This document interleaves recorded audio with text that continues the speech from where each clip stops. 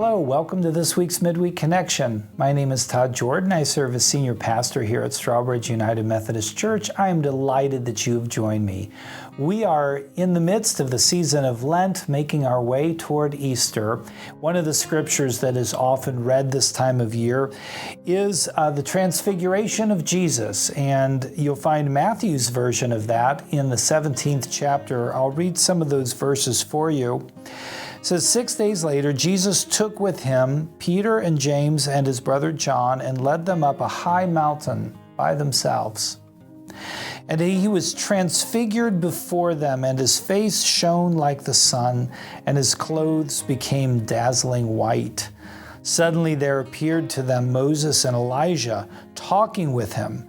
Then Peter said to Jesus, "Lord, it is good for us to be here. If you wish, I will make 3 dwellings here, one for you, one for Moses, and one for Elijah." While he was still speaking, suddenly a bright cloud overshadowed them, and from the cloud a voice said, "This is my Son, the Beloved. With him I am well pleased. Listen to him." When the disciples heard this, they fell to the ground and were overcome by fear. But Jesus came and touched them, saying, "Get up and do not be afraid." And when they looked up, they saw no one except Jesus himself alone. There are a number of lessons and things that we can find in this rich scripture. But one thing that I would point out today is as Jesus is making his way toward Jerusalem, they are on the road. And Jesus, of course, knows what that means. The disciples kind of know. Jesus has sort of talked about his death, but they have no clue what they're in for.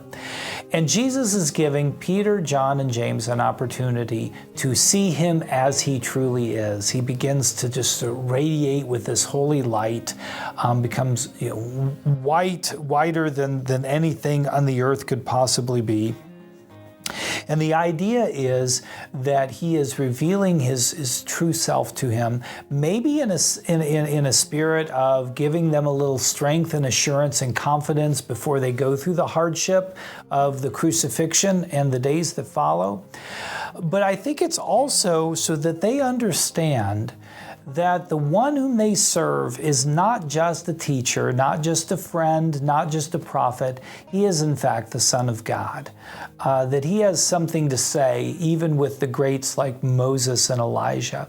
And I wonder, as we make our way through Lent, do we understand and appreciate that the one who joins us on this journey is, in fact, the Son of God? The one who is headed to the cross, the one who is headed to the grave, is nothing less than God himself revealed to us through the Son. So as you are spending time in reflection, self-examination for Lent, in prayer and scripture, I want to ask, how do you see Jesus? How do you understand him? Who do you understand him to be? And what does he mean to you? And is it time to ask Jesus to reveal himself to you in a new way, in a special way, so that your faith life might be deepened and your commitment might be strengthened and your hope confirmed as you make your way to Jerusalem? Just some things to reflect on. Thank you so much. May God bless you, and I look forward to worshiping with you this Sunday.